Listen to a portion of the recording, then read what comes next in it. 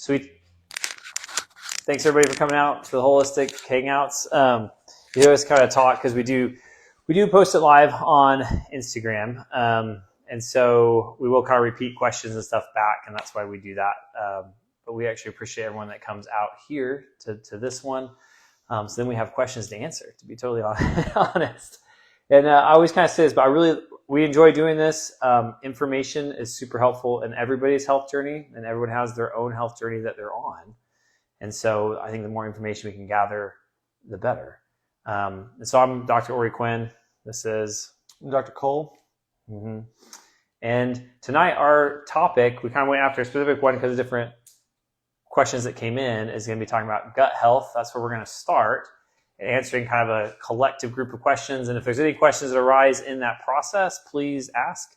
And then from there, we'll kind of open it up and any health questions or topics in general, which is what we usually do. You want to talk about the benefits too of being here versus?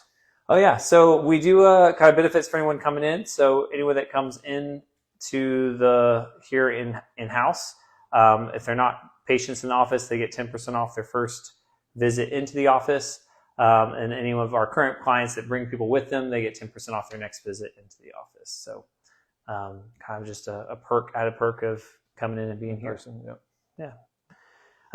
So tonight with the gut, talking about the gut. So I do want to start specifically just like what is the digestive tract. We're going to start all the way back at the beginning because we typically say things like, oh, it's like your stomach, or we say it's your small intestines, but it is the collection of all that. And in fact, it starts in the mouth.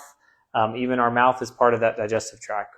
The saliva we produce, there's supposed to be enzymes in the saliva that are a certain acidity level to start breaking down carbohydrates.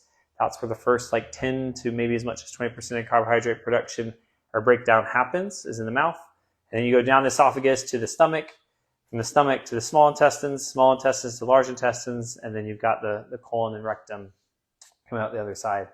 And all of that is the collective digestive tract. And so people have all kinds of issues in that whole spectrum, anywhere from things just like thrush and yeast issues of the mouth to ulcers and acid reflux of the stomach. You get ulcers in the small intestines. People have things like IBS, diverticulitis. All those things all fall into this category. And so it's a very, very important system. Can I add two things to that? Yeah, please do. Liver, gallbladder also comes in there, and pancreas. So and we see a lot of those issues as well. Mm-hmm. Yeah, your pancreatic enzymes, liver, gallbladder, for breakdown of fats, and then your other stuff in the pancreas. Part of the biggest reason why it's so important is, it really is our life. Food that comes in, breakdown, glucose into the blood, energy production, nutrients for all the cells, all the rest of the body to work, all that super crucial. Another question that came in is what is the microbiome? Because that's another thing that gets talked about a lot online. I would say, it's all about the microbiome. The microbiome is the collection of, we got all kinds of things in there actually. You have bacterias, we have both good and bad bacteria, you have yeast, you have even some amounts of fungi. They're in there in the digestive tract that help with the breakdown and assimilation of foods. The microbiome for the most part is what we talk about, that bacteria mechanism in the large intestines, and that's where it sits. And that helps, again, break down anywhere from fibers to all different things in the creation and production of different nutrients. And so the state of that microbiome plays a very important role in the rest of the stuff we're going to talk about in reference to the gut. Anything there? No? So the first one, right into the gut, is what is the gut-brain connection? So that's where we're going to start first. So the gut-brain connection is actually a series of, you have both nerves that go from the brain down the spinal cord to the gut, and then vice versa. They send signals both directions. You have different blood flow connections, and then you also have hormone connections that occur that go signal back and forth between the gut and the brain.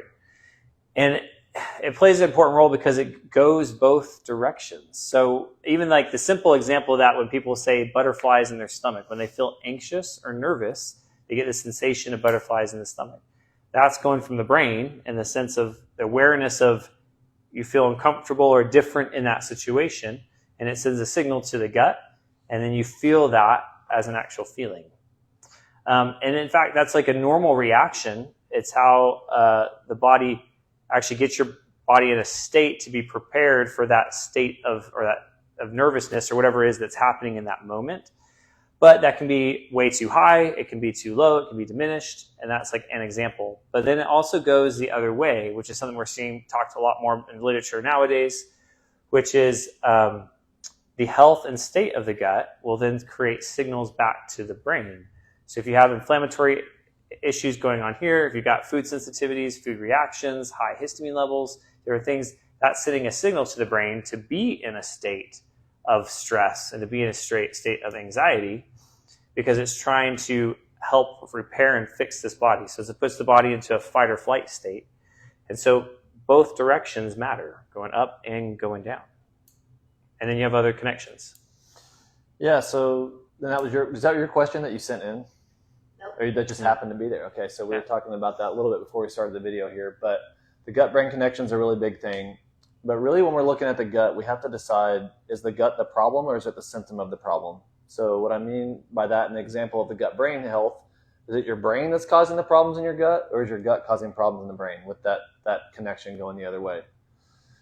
We see that you can see that in a number of other connections as well. Like there's like a liver gut connection, there's a thyroid gut connection, there's a lung gut connection, and so that's basically like when you come to a doctor like what we do, that's what we're trying to figure out. Like we have, has anybody here heard of SIBO, small intestinal bacterial overgrowth?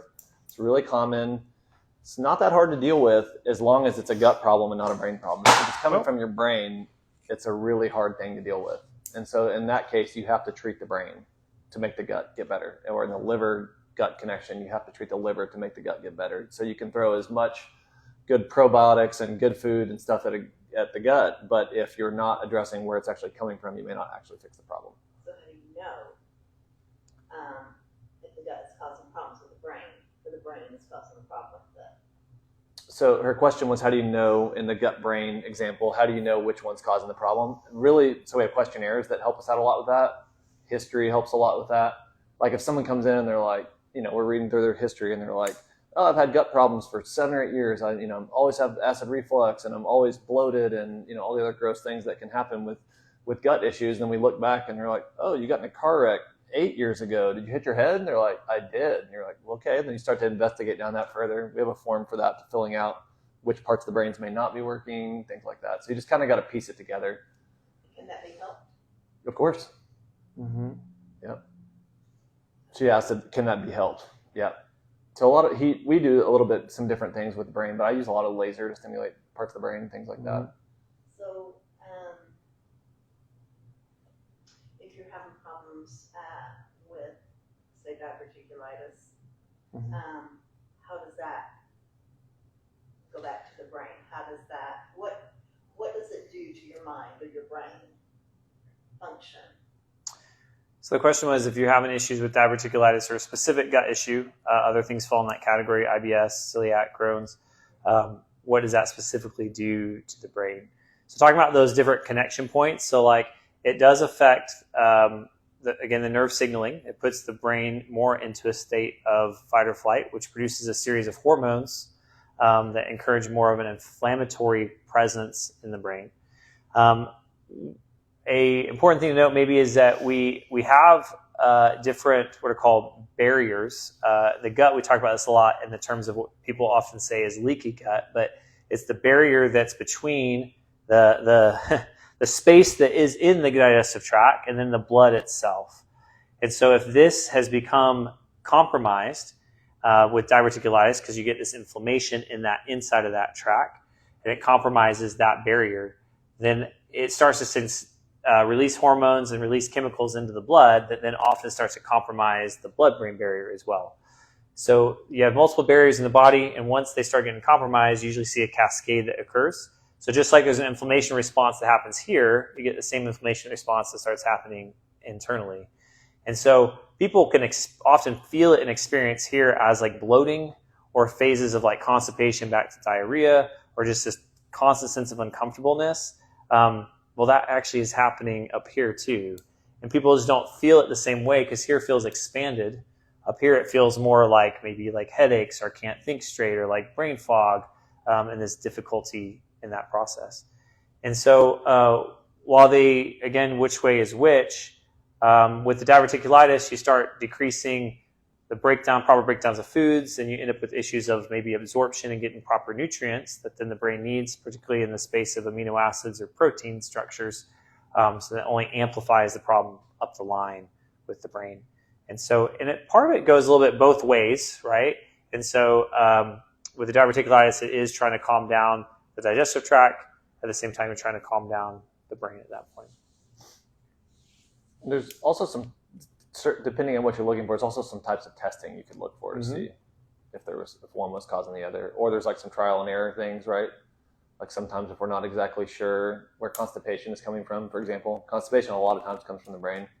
So we may put you on some supplements to help move, and if it doesn't, then we may try some things to help stimulate the brain and see if that does it, So there's always some piecing together, some trial and error, different things, and some different like functional testing we do in the office that you can kind of see, hey, is this coming from here? Is it coming from here? Yeah. Which brings to the next question, which is how to improve it. And that is a very open question. I'm going to go into different like categories that like I've seen, so which we'll go into that further down too with like the food thing. So most immediately is, and we'll start with the gut itself. Like so, most immediately with the gut is the choice of different foods that's coming in. Is a pretty quick and easy way to start improving that process. So in general, if we kind of point out like the standard American diet as being kind of where people are coming from often, which tends to be high processed foods, high carbohydrate content, as well as really bad fats or fat sources like trans fats. So these are all things that are inflammatory in the gut. And so like immediately it's like, hey, we need to switch those ratios, up the protein intake, up the healthy fat intake. And that very process can really start to help calm down the digestive tract. And then another one is to diversify, because that helps improve the microbiome and the different types of bacteria that you have in the gut. The diversifying those can be a little bit tricky because often in the state of diverticulitis or IBS, a lot of those different types of foods can tend to be reactive. So while it's a crucial component, it's kind of more of a step-by-step component. And by the different kinds of foods, we mean like different types of herbs or spices, different types of greens, different types of vegetables. You're trying to figure out how well you can handle raw versus cooked. A lot of times cooked is way better with the diverticulitis and the inflamed guts because it's already kind of pre-processed a little bit or pre-broken down. And so that helps a lot. But there is this need to do that. And so sometimes that can be kind of like step-by-step in that way of just adding a little bit more different types of foods. Can be very beneficial for that. So that terms the gut itself.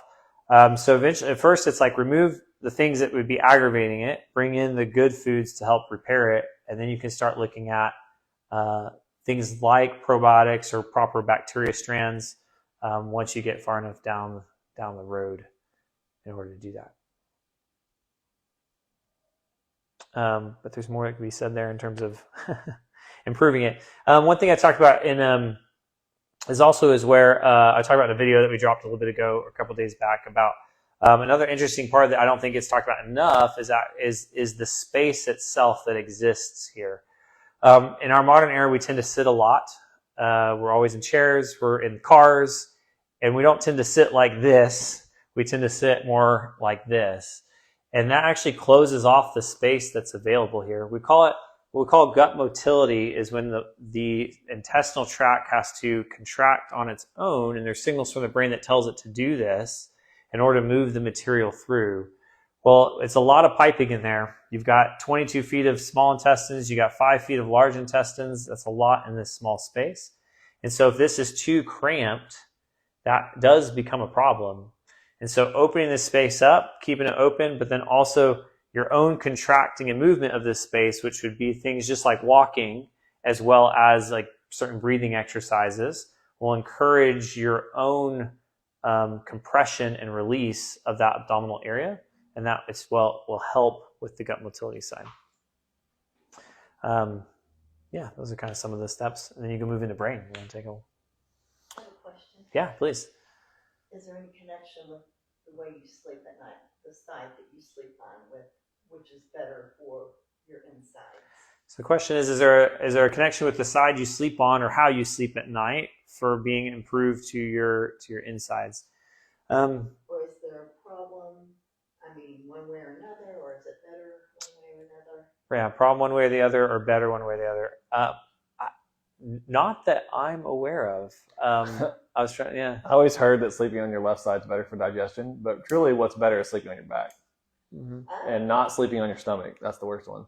Okay. Yeah. Okay. So I don't know. I don't know there's any like scientific evidence of sleeping on your left or right side what's better, but That's relational. sleeping on Yeah, there you go. Well, Sleep on my left side. you can sleep on your left side. I mean, some of the other angles with that too would be like, it'd be kind of roundabout effects. One would be if you are having issues with like sleep apnea and stuff and like the oxygen exchange, that could lead to more problems. So trying to figure out how to sleep for that. Your other one though, back to the space available, lots of people as I talk to them tend to sleep very like curled. So this is more of a like theory of Dr. Quinn. I'll go ahead and throw that out there. But like if we're really in that like curled position all night, it goes kind of a similar idea. Like you squish the space. That is some of the times that the gut is trying to move things through is at night when things are relaxed, which is the idea of being on your back, right? So when we go on our side, we tend to do this, but there are ways to sleep on your side in a more open position.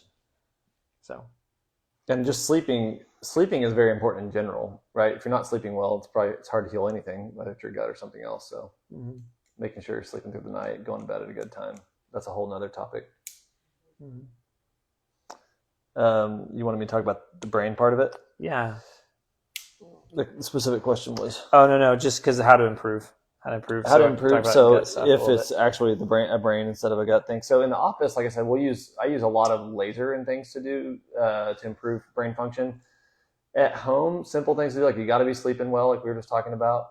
I think spending more time outside in natural light is a really good thing. The things that he all said about the gut are also relate back to the brain, right? There's all these ways our gut and brain communicate that he kind of talked about a little bit already. And eating the right things helps those connections get stronger, helps the certain chemicals that break down, that comes out of the microbiome, those products that come out of there, talk to the brain. There's a lot of connection there. But those would be some simple things. Exercising is a really, really good thing for your brain. So getting a healthy form of exercise, I feel like those are the three. So it's a very general question. So if someone has a specific, like, for instance, I have a little gut brain issue going on. So I got in a bike wreck, hit shoulder first and helmet first on this side of my head. So I treat this side of my brain, like specifically with a laser with a certain setting. So that's kind of it can be really that specific, So, but I will say, like, there's a lot of literature that suggests that if you've ever hit your head pretty hard, you probably have some brain issues. Like if you've had a TBI at all, even if you have no symptoms of it that you know of, there's probably a way there's probably some inflammation and stuff in there that needs to be addressed. Question? Well, a question or statement, I'm not sure. But I also come aware that there's a lot of chemicals they put in your food that affect your brain also. So if you're experiencing fog or just can't connect the dots, it could be something you've eaten. And you might think it's food, but it's not. Yeah, that's a good point. They put hormones and stimulators and everything, brain stimulators in your food. So she's referencing more of a statement than a question, but referencing how important it is to know what's on your food and not just the food itself, but the chemicals they put on it and how that can cause some similar symptoms too, which is a really good point. Yeah, I see a lot with kids in your like food dyes. I've got 3 young kids, and like your red 40s, your blue whatever 20s or whatever. And we've seen a huge effect on that, right? So they get it at school and you'll see them become like hyperactive and they can't focus and they're just like, and that finally kicks out of their system and they like calm back down. And so that was really kind of eye-opening for me when I first saw that. And I remember being like, I've heard about this, I've read about this, but like, is this really for real? And then we'd kind of, sounds bad to like experiment with my kids, but like test it out. Be like, all right, eat this. And my oldest son is way more affected by that than my middle son, but still, like we'd see the differences between the different ones. And you can almost, I've gotten to the point where you can almost like know which food dye they got exposed to based on their behavior. And I'm like, okay, who gave you red 40 today at school? like what's going on here? It's in the Jello. It's all over. Yeah, I was thinking more of the ones that really get me is the monosodium glutamate will bring me up, but then I'll crash and I'll get depression. Mm-hmm. Or if you eat things with carrageenan in it, that will cause an IBS-like symptom. What's carrageenan? It's a red algae. It's a cheap way that they can it's a thickener. Thicken food. And it's toxic to humans, but it's cheap, so they put it in foods like canned milk and ice cream, and it will cause an IBS-like reaction. Yeah. So basically, you need to cook from scratch. You cook from scratch. Proteins and vegetables and fruits and make our own bread. And healthy fats. Actually, so what she just said is pretty much we need to cook from scratch, eat proteins, vegetables, fruits, and make our own bread. And I said, and eat healthy fats. And the answer is yes. Like that is the answer. Because a further comment was made about carrageenan and MSG, which we could do like a whole health topic on those kind of things too. And the answer to some of those is yes as well, especially with carrageenan, because it's like a thickener that got started putting into a lot of that like health food category stuff as they were looking for alternative thickeners, right? And so it seems like every time they kind of come up with a new compound or a new substance, fast forward about 5 or 10 years and you realize there's a bit of a problem with that substance. And so I like it. So there we go. So it was cook your own food, eat more protein, veggies, fruits, make your own breads, eat healthy fats, right? There's the list. Perfect. Love the next one. Yeah, the next one is, we kind of talked about anxiety connected to indigestion a little bit there.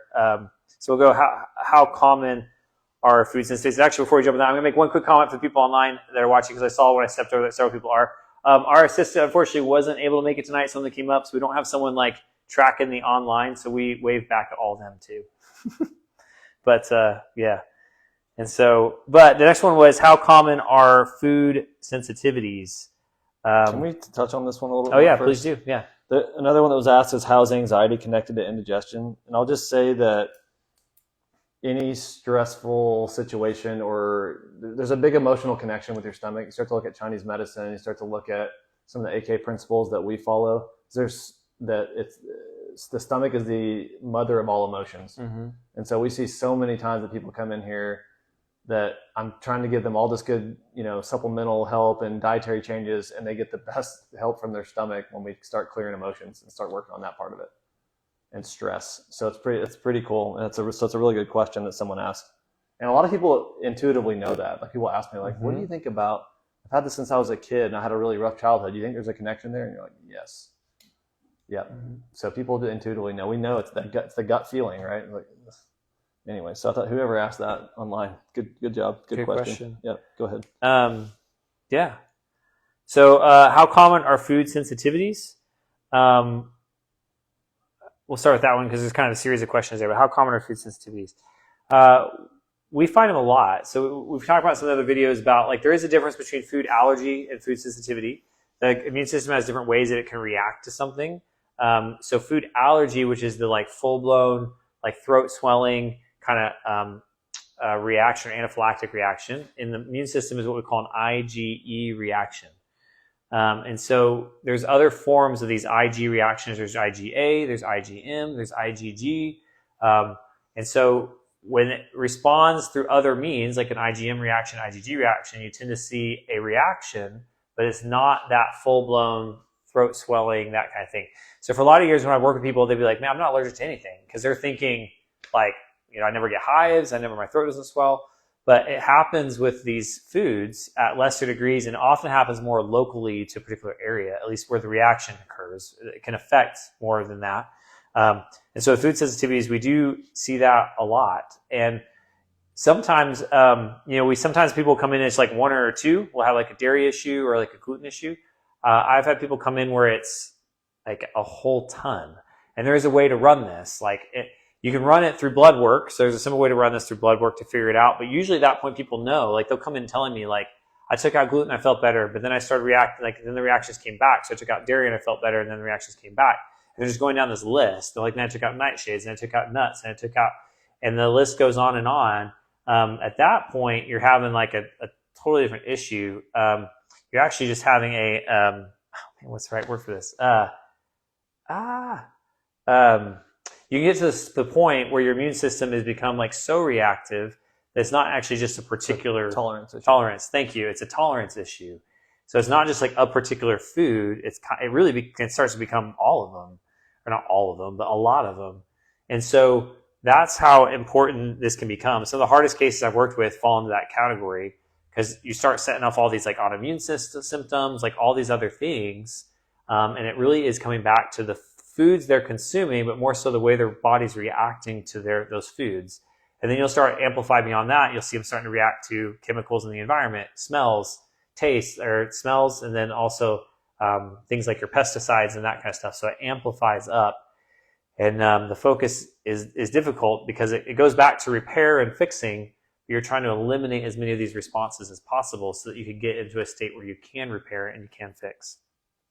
And so what can they affect right there? They can affect all kinds of things. The cool thing is eventually you can kind of calm the body down and the gut down so it's not so reactive to those foods, or maybe not reactive at all.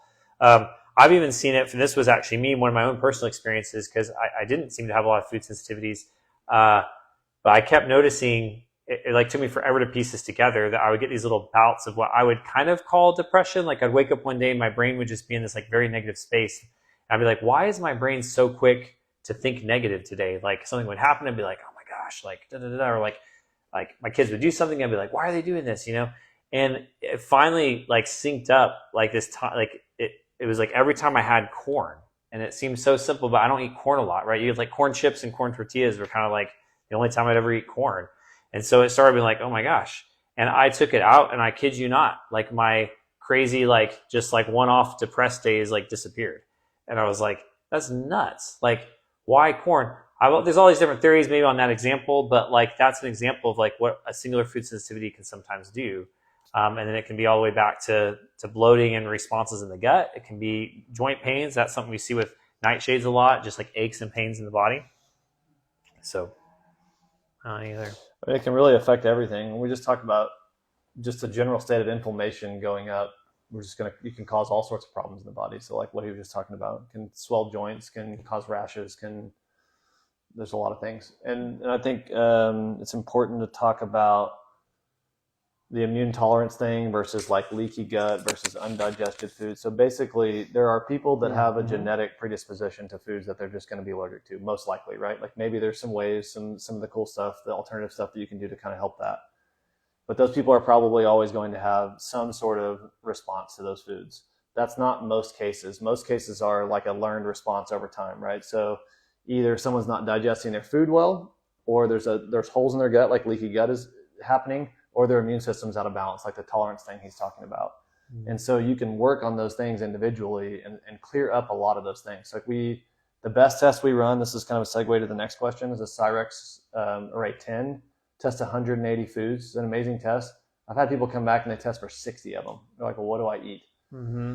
And it's not about eliminating those foods. It's about trying to rebuild the tolerance there. Like for whatever reason, their immune system is going haywire. And so theoretically, you can fix those problems with doing certain, lifestyle changes, dietary changes, supplements, and you see that number go down to 3. You're like, okay, cool. You have 3 food allergies. You probably should stay away from these. Mm-hmm. And so there's a big difference. It's just a lot going on with food sensitivities. But a lot of people, I think, like he's talking about, just come in here and they're like, well, I could never have this ever again. And that's not always the case. And in fact, I would say that's rarer that that's the case than not. So the food testing, you want to just jump into Yeah, what was the question? Yeah. Okay, I'm sorry. No, please ask them. You mentioned leaky gut, and with the diverticulitis, problems with that, they say if the pouch bursts, then it can leak into your body, poisons, and can do a lot of harm. Can be bad, yeah. What's the difference between leaky gut, because that is leaking into your body, right? Mm-hmm.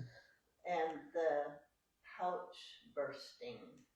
Well, Okay. If you want to repeat the question, I can jump into, but I was going to say repeat. So her question is, what's the difference between leaky gut and a diverticuli rupturing? Mm-hmm. Yeah. So you may have a little more different input than me on this, but true leaky gut is actually in your small intestine. Diverticuli is in your large intestine, which is where your feces is formed, which is where your microbiome is more. So there's more bacteria in your large intestine. So when you rupture a diverticuli, you can go septic pretty quick. Leaky gut, you're not really going septic. There shouldn't be as much bacteria over there. There can be, but leaky gut's more of this like slow process of kind of leaking things in. Okay. Diverticuli is like the flood happened, you know. Okay. Yeah. Mm-hmm. Question. Okay, so I had come to a knowledge. I can't remember where I come to this, but the statistic was that humans carry around 20 pounds of undigested junk in their intestines at all times because of all the chemicals and everything we've got in our food and all that. And I was wondering, what do you guys do anything on elimination? Yes. Just Yeah. kind of garbage. Yes. Around. Yeah. So does that help? Does that wind up helping with these digestive? Yeah. So the question was so there's a comment of like, you've heard that we can carry around large amounts of kind of bowel material in our guts, like without releasing it. I think you said 20 pounds. I don't know if I'm sure people can get that high. I've heard 10 for sure. 10 is like a 5 to 10 is a pretty solid number that I've heard. And so the question is kind of maybe what effect that has, and then like, is there ways to clear that out or flush that out? And so, yeah.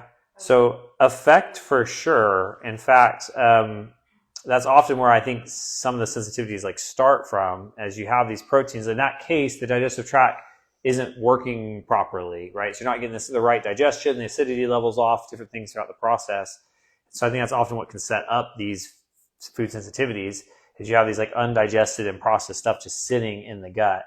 And the longer they sit there, the more your immune system's like, well, fine, I'm gonna do something about this. And that starts reacting in this way of like, we want to reject this, we want to fight it. In a nutshell, I find that getting the acidity levels right throughout the digestive tract is a big secret to fixing that problem long term, which ends up being getting the stomach acid up in the stomach, so you actually break down these protein structures and move things through. You mentioned the gallbladder early on in the process, getting actually the bile releasing right. If there are people who are that backed up, it can be a tricky process, because there's ways to just like flush it out, which is still probably a good place to start. There's different herbs that will do that. There's different teas that will do that just kind of like empty people out. But that didn't actually fix the acid levels and the imbalances. And so people tend to kind of go through these cycles where they'll do something to just flush it. And then they like kind of, a month later, like are back into that backed up phase again or stage again. So, that does kind of like the whole process a little bit. I mean, that one is like the long-term solution of like cleanliness of the diet. What are you eating? It is about getting the acid levels right. We use different herbs kind of slowly to kind of change that microbiome a little bit and help just kind of push things through, open up the gallbladder if it needs to be opened up. And eventually you are coming in with the different like probiotics and things, the pre-pro, postbiotic kind of stuff, to keep it moving for at least for a period of time. So my experience has been that it takes a while to actually get people back to a pretty steady place, and then you're having to like maintain that. It's almost you're reteaching or retraining their digestive tract how to work. Does the kind of food you eat affect the acid level of the pH? Sure. Then what kind of food? pH in your system. Question was, does the kind of food you eat affect the pH in your system? And the answer is yes. Like there's 100%. So there's certain foods that lead to a more acidic environment. There's foods that lead to a more like alkaline environment in the digestive tract, and they play a big. So they actually absolutely. You run into a big issue with particularly like the carbohydrate category, because it like really ramps up yeast levels, and yeast levels will really throw off those acidity levels. And they're acidic in general.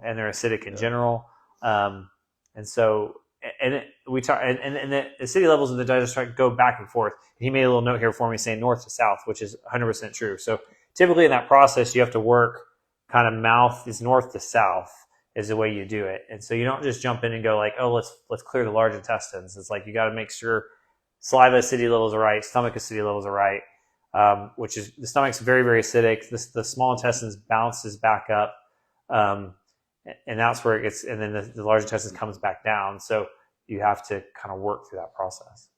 I want to jump into your previous question, which was like how to clear things out. Oh yeah. So all the things you said was really good, but what if we go back to our original question? What if it's not your gut, it's your brain? And so if there's all this stuff stuck in there because your vagus nerve, like your brain is not telling your body to move, then you won't move. So all the stuff he's saying is really good, but there's ways to increase the brain part of that, like the vagus nerve part of that. Gargling is a really good thing, like literally aggressively gargling water until you tear up should stimulate those nerves. The best like therapy that I know of is a coffee enema, and it is effective. I've only had probably one patient that it's not just really effective, but it's also really helpful for your brain, the gut-brain connection. It's not just a dump. It's like you're not just releasing everything. You're actually, it stimulates the brain in this big-time way. It stimulates your liver in a big-time way. It's a really, really effective thing. So a lot of people with gut issues, I put them on coffee enemas, like while we're dealing with it. So if we're doing, some herbal treatment to get rid of stuff, and we need the brain to be activated, and we need them to eliminate, we're putting them on coffee enemas with their other part of their protocol. The north to south thing, which that wasn't what I was talking about with north to south. But just in general, I just wanted to say this before we were done. We can jump into it right now just because we got there. But you always got to you have to treat the gut north to south. So if someone's got a microbiome problem and you're trying to fix their microbiome problem, but they also have a stomach problem, you're never going to fix the microbiome until you fix the stomach. And the stomach is so important for so many things. So, and that could go even higher, right? If they're not chewing their food, you're never going to digest food if you don't chew it. So the stomach can cause problems both ways, like indigestion or bowel problems. Yeah, I would call it. Her question is, does stomach can cause problems both ways? I would call indigestion just a stomach problem. I mean, it's coming up, but it's like, I guess theoretically it's going to cause eventually long term cause like esophageal problems. But yeah, no, if you're having acidity problems in your stomach, you are not going to digest food well, and you're never going to have a healthy digestive tract. So a lot of times with people, their symptoms are farther down, like in the digestive tract, but I am sitting there checking boxes. Do you ever have this? Do you ever have this? Do you ever have this? Because I want to rule stomach out. And then we'll do some of the testing we do in office. Like, I got to make sure your stomach is working before I'm going to put you on anything else. So a lot of times people come in with dysbiosis, which is like an imbalance of bacteria and fungus in your gut, your large intestine. It's their biggest problem based on our questionnaires. But even if there's just a little issue with the stomach, we may do a month of stomach before we even jump into their large intestine. And the testing, so there's multiple. I do want to say one more thing about the testing, we're back to the food sensitivities because we never got through that. But food sensitivity testing is inherently got a lot of issues. There's some good ones, there's some bad ones, and even the best one still has issues. So the best one we use is Cyrex Array 10. It's really expensive, so most people don't do it. It's like $700 or $680. It's amazing. You get a bunch of great information.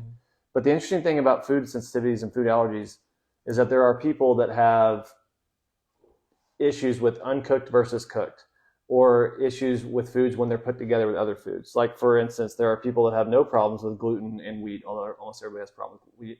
But we'll just use this as an example. Chicken and wheat. And they're fine. They have no sensitivities. They eat them separately. When they fry them together and eat fried chicken, have like a huge reaction. And so your food test wouldn't show you that. There's no fried chicken thing on there. It might say chicken and wheat is fine. And you go, well, I'm not allergic to chicken and wheat, so what happened to me last night? I don't actually know. And the reason why that is because the protein structure changes when you cook it, when you fry things together. So now all that protein looks different to your body, and your body freaks out. And so really the best way, the most effective way to do a food sensitivity is to do an elimination diet. It's slower, and if you have the money, why not run the expensive tests? And I think the expensive one is well worth the money because the other ones in fact, every other food sensitivity test that I know of only does raw foods. But who eats like raw beef? Right? When you cook beef, it changes protein structure. You can have an allergic reaction to it. So the Cyrex Array 10 will say cooked and raw, like of each of these things, so you get to see it. And they'll pull out the inflammatory parts of the foods and test just those individually. So it's a really cool test. But the elimination diet, adding in one food every 3 days, is probably the most effective way to really know. Yep. Sorry. So you narrow it down. Yeah, I know, because you narrow it down to just like if you do the elimination diet, like this is the way I've always heard it. Like if you go all the way hardcore, it's like we'd say lamb and sweet potatoes is what we usually say. Because autoimmune paleo. Yeah, because it's like the most unreactive foods. There is what I always heard. And I've heard different versions of that, right? And so then you're kind of like slowly adding things back in, but you're trying to, even within your own diet, you're trying to like hone back to things that you're pretty confident you're not reacting to, and so that means you're kind of honing it down to a very simplistic diet, and then you're starting to add back in from there. And I would just say on that, I know somebody who has a lamb allergy. Do you really? Yeah. I know somebody with a sweet potato allergy too. I would say that. Well, then what's your elimination diet? I would diet? just say nothing. Fasting, water and air for 30 days. Autoimmune paleo is where I would put somebody. What was that? Autoimmune paleo diet, paleo diet, which is what a lot of my autoimmune patients go on. The problem with that diet is that they're like, oh, I feel amazing, and then they don't eat anything. You're like, well, you go back to the diversity thing, right? You got to get a bunch of vegetables and fibers and things like that. Spread it out. Okay. So the last question, then we'll open up, which is a little bit tricky, actually, kind of goes into the autoimmune paleo idea. So how to craft a meal plan that works for you.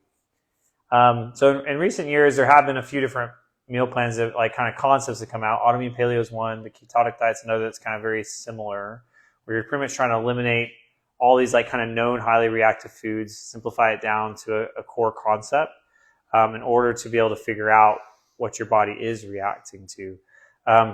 In general, like your protein to carb ratios, those things matter as well. But as a practitioner, I find like taking out what your body's reacting to is one of the biggest gains you can do. And so in terms of crafting a meal plan that works for you, that's maybe where I would go. I know there are systems and programs out there. You can kind of just Google the autoimmune paleo and find some really, good program, like preset systems that are out there. Same with the ketogenic diet. There's a group out there called E-Meals that I've had some of my clients use in the past, just like E-Meals. And they kind of have a whole neat system where you can kind of pick the category of like autoimmune paleo is one of their categories, and they pop you up a ton of different recipes within that category, and you kind of pick and choose and drop them in your cart, and then it gives you recipe lists, and you can even sync it to your Walmart delivery cart if you want. So there are ways to do that, to start finding those different diversity, but things that you can eat. Yeah. Well, any thoughts there? Yeah, I would say that that's a general question. It's a good question, but it's a really general one. And it's basically, I would start with like, what are your goals? Are you an athlete that's trying to perform better? Are you trying to lose weight? Are you trying to sleep better? Are you trying to? There's just a lot of different ways you look at it. And it's really easy. I'm guilty of this too, but a lot of patients become obsessed with food, and it's not always the food. I had to learn that the hard way. I'm like, it's always got to take one more thing out, or I got to add this, and it's like it's not. That's always a big part, but it's not always the food. But so it just depends on kind of what your goals are, right? If you're worried about food sensitivities, we're going to do an elimination diet. If you're trying to, increase your performance and you're running, you're not eating enough protein, I'm going to have you eat more protein, or decrease your carbs maybe, or something like that. So it just depends. But you got to have some nuance. I was very guilty for a long time of like, oh, this is the way to eat. This is the way to eat for everybody. It's just not that simple, unfortunately, in my opinion. And that goes all the way back to the first question, gut brain, because if your gut's liking it, your brain's liking it, like you're trying to find that balance there of like kind of being happy in the space you're in and the food you're eating, as well as eating foods that make you happy, right? You're trying to actually like find that balance between the two. So we just hit the gut a ton, and now we'd love to actually open it up, as we still got time, to any other questions you guys might have, gut related or not gut related. Anything in the space. I was wondering if you could just get back to some basics and help me understand in our digestive system. If you're a healthy person, what is the stomach doing? How long should the food be in there? What does the small intestine do? How long should food pass? Could you just go through those basics? How that works in a healthy person? Yeah. Yes. So we'll go just north to south. Oh, sorry. Thank you. So the question was, can we get back to the basics of how does the process of food going through the digestive tract work in a healthy individual, and like kind of the time frames on that, and what that looks like. So going north to south, talking about that. So the first part is the process of, again, the saliva and its enzymes that help break down carbohydrates, but it's also the chewing process. As we are supposed to chew our foods, like they say, an awful lot of times. You have a number on this. 50 times. 50 times, which no one ever does. Which no one ever does. So 30 is good. I'll take it. I'll take 30. Mine's like 5 most of the time, I feel like. From there, down the esophagus to the stomach. So the stomach is the most acidic aspect in the digestive tract. And its real purpose is to really just kind of break everything down, right? Start breaking things down in a way. So then from there, specifically protein, yeah, specifically protein, so you can break it down. So as you move into the small intestines, for the most part, the small intestines really is where most of the absorption occurs. At the beginning of the small intestines, you have the gallbladder, which releases bile, which helps then with the breakdown of fats. So this part we've already kind of hit: carbs, proteins, fats. And then the pancreas releases the pancreatic enzymes, which helps further break down the carbohydrates. And then moving past that into the rest of the small intestines is more about absorption and pulling those nutrients in: vitamins, minerals, amino acids, all that. And then you go into the large intestines. The other big question you had there was time frames. I'm trying to think through exact time frames of those steps. But then, well, a lot of times that depends on what you're eating too. Mm-hmm. Like water is going through instantly. There's no hole closing up for water. But the moment you eat protein, like your stomach's going to close up and it's going to start building acidity to make sure it gets acidic enough before it like opens it and dumps it into your small intestine. The thing that slows digestion down the most is fat.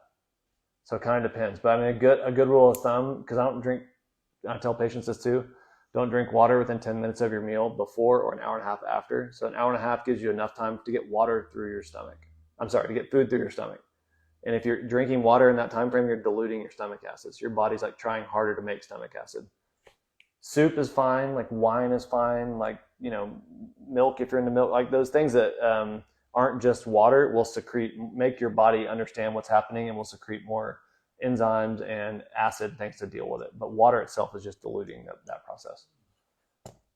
But I don't know I think it's like 24 hours basically to go all the way through the tract usually. Mm-hmm. And so, because I just recently saw this. I just recently saw a chart that if you eat some vegetables, it's going to digest within 2 to 3 hours. Meat was like 3 to 4 hours, but milk is like 4 to 6 hours. Because of the protein in it. I guess the casein, it's just really tough to digest break it. down, I guess, for our systems. So in how you eat too, my understanding was you probably want to eat what's going to digest quicker, so it doesn't sit on top of what doesn't and cause gas. There's some theories on that, yeah. Yeah. She's saying, well, does it matter what you eat, like in the timing of foods, and certain foods digest quicker than others? Is it better to like time it in a certain way? There's a diet that you do that. You like eat your simple carbohydrates first because they're going to go quicker. I don't ever put people on that, but there is some validity to that, I think. I've seen ones where you actually separate, like if your meals, there's no you separate the things too. And so you talk about that 24-hour process, right? Like as it goes through. But so then what the idea is that you then hit a rhythm where we say like 2 to 3 bowel movements in a day is a healthy amount of bowel movements, because you hit a rhythm where each time you got food coming in, then you start getting stuff coming out, is the rhythm that you're trying to hit. And the large intestines, because that was our last little section, right, is like really interesting because it really is like the cleanup crew. It helps determine like how like water and like the fluid that retains in the body versus that comes out of the body through the digestive tract. But then also all the microbiome and all that stuff in there actually starts breaking down all the rest of the stuff, like your fibers and your things that aren't being broken down before get broken down through that process. I was going to say, that's where all the good stuff in vegetables, really the benefits of vegetables mostly is the fiber content, which you're getting. So When you were saying that vegetables digest quickly, I would say that that'd be the last thing us to get the full effect of. Anyhow, it will go through maybe our small intestine quicker, but there's a lot of fiber breakdown in our large intestine at the very end there. That's really, really important. Yep. And it's important because it sounds funny, but as the bacteria break those fibers down, they produce nutrients. So their byproducts are nutrients. And so you have lots of vitamins, different things that are made at that level. And there's a whole, so the more diverse, the better, because then you have a larger variety of different nutrients that they're getting formed there, different signalers, different amino acid structures, things that are then form and send signals out to the rest of the body. So that's kind of the whole process. Like, I hope answer your question enough. It did. Good. I mean, it's really quite fascinating. Every system in the human body, like as I study it and go back to it and more, I'm just like, this is crazy. It's like step by step, that like process that takes place just to get, whatever you eat through you and all the nutrients out of it. And then the other cool kind of fact, the gut lining, which is really what a lot of bowel material is, the large intestines like turns over pretty like rapidly. It's every like 3 to 4 days is how often the large cells turn over, right? And so because the cells are dying off and they slough off, like a large amount of bowel material is that. And so if people get really backed up and aren't going frequent enough, it's that process is being slowed down, and that's not always good. So if that's the case, why doesn't the diverticuli, the pouches, why can't they heal or get better? So the question is, if that's the case about that turnover, like why can't the diverticulitis, like the pouches, heal up and get better? I've had cases where they have, and so because of that process, that's the reason why you have the potential for them to do so. If you can create the right state and the right environment. And so again, the timeline on that can be quite lengthy because it goes from, again, changing maybe the diet and the input, the moving more, the exercise, the breathing, all that stuff to get more blood supply, because you're actually trying to convince that system to change how the cells are being reproduced. Like they're not just mimicking the same thing, they're actually repairing. Yeah. So that possibility lies in a lot of the health issues of the human body, that some processes are faster and the gut's faster than most, how fast something could actually heal or repair. Yeah. What other questions? Question. Yeah. Selfishly, Yeah. I eyeballs deep in perimenopause. Can you talk a little bit about reproductive hormones and gut health and how those, I feel like it's been like a chaotic party since that started. So just how are those connections? Mm-hmm. Yeah. So the process. Oh yeah, sorry. Yeah, thanks. I keep forgetting. Okay, It's a good question. it's a very good question. So the question was said, hey, the process of menopause, right? Perimenopause to menopause, and how does the gut health play a role in that, and just like what's happening in that like process. And so when you throw hormones in the mix, you start talking about the holistic aspect, right? We're like these holistic practitioners, how you take a well-rounded like approach to the whole body, and when you throw hormones in the mix, that's about as holistic as you can get, because like they have connecting mechanisms to all the different systems of the human body. So real fast with menopause, so ovaries before menopause and perimenopause, ovaries are like the primary producer of like estrogens and progestins in the female body. As you go through that process, they start reducing their production load. And ideally, the way it should work is that what are called the adrenal glands take on more of that production, but they can only produce up to about 25 to 30% of the load that was once there. And so that's kind of what happens in that process. So the adrenal glands are our body's stress mechanisms of like how we handle and deal with stress. And so if those have not been maintained or been overloaded over your lifetime, that transition becomes even harder, because as opposed to going from 100% to 30%, you go from 100% to 10% or potentially even less. With that, so the state of the adrenal glands are there's a heavy connection there to the gut. Any kind of, back to the food sensitivities, anything that's going to cause additional consistent stress to the human body is a mechanism that consistently stresses the adrenal glands, and they're the ones that have to kind of like make up for that imbalance there. And so where their focus is being placed can make a big difference with the menopause process. So that plays a factor for sure. And then in terms of the inflammatory markers themselves that can come off of the gut based on like back to the microbiome, but the diversity that's there. So therefore all the signals that are being sent, you get too high of inflammation levels coming off the gut, and that too will start to affect that hormone process. So it starts sending all these signals back up to the brain in terms of what the brain decides it's going to do and what it's going to control and what it's going to change. And then that also feeds back into the liver, because then you also talk about how fast things are being detoxified, how fast hormones are being broken down in the liver, and there becomes that connection point there. And then broken down in your large intestine too. So hormones are broken down. There's some different reactions that happen in your large intestine that will help you clear hormones. I think you did a good job of talking about the gut part of that. And then just like simply put, the people that have the hardest time, because there's always people that like, oh, I was fine in menopause. And people are like, oh my God, it was horrendous. It's been horrible. Is the state of stress, like the state of your adrenal glands before you go into it and why you're dealing with it, is the biggest factor. Your body cannot effectively make stress hormones and sex hormones at the same time. So you can be stressed out and don't think about it just as emotional issues, right? Or like emotional stress. Think about it as like what he was talking about, food sensitivities. That flares up the stress hormones, all these things. So if our body is it's either going to make sex hormones or stress hormones.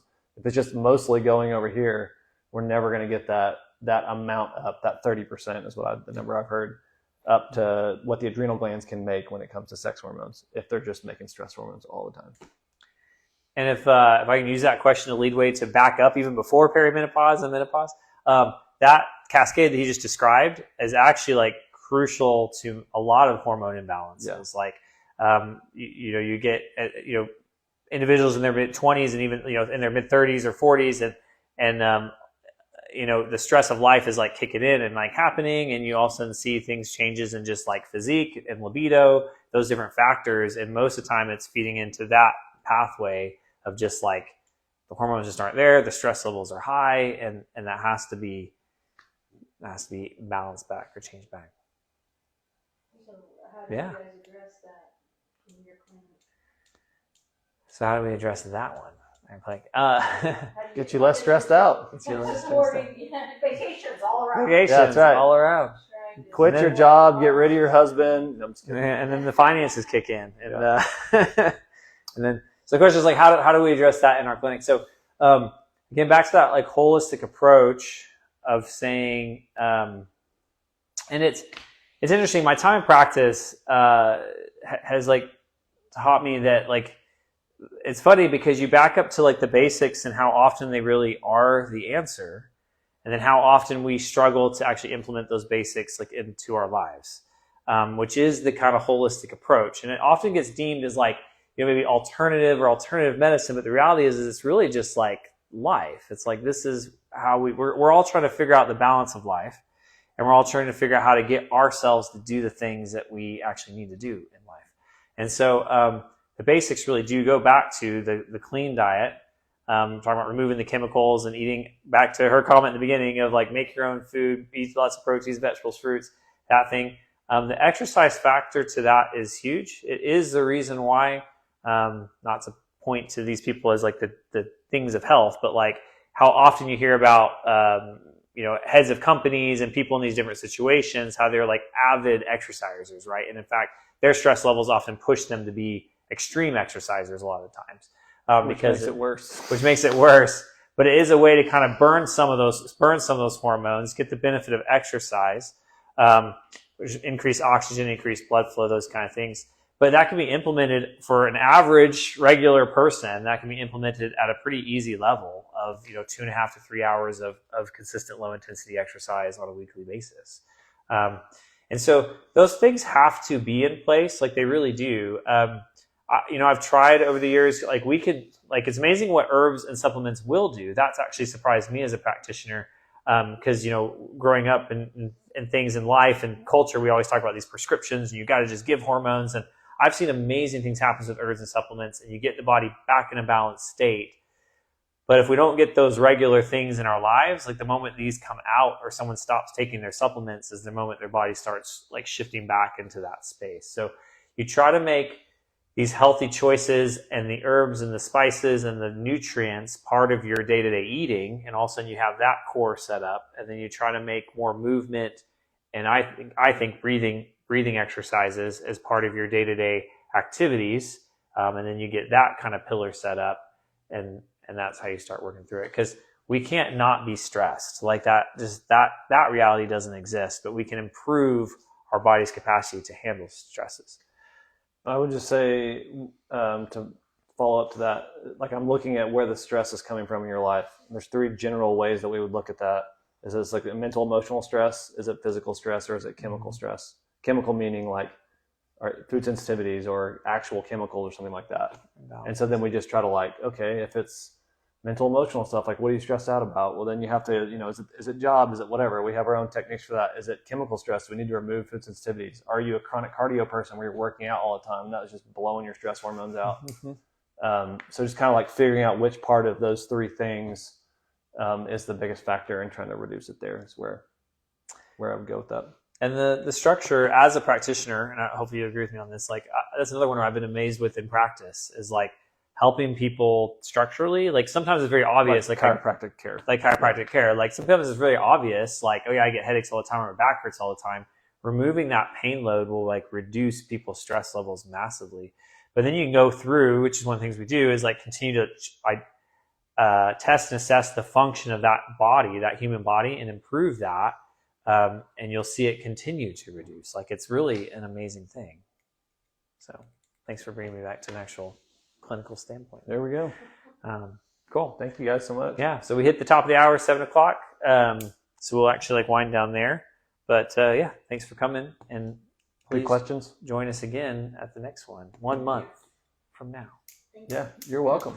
Yeah. This is what we do for fun anyways.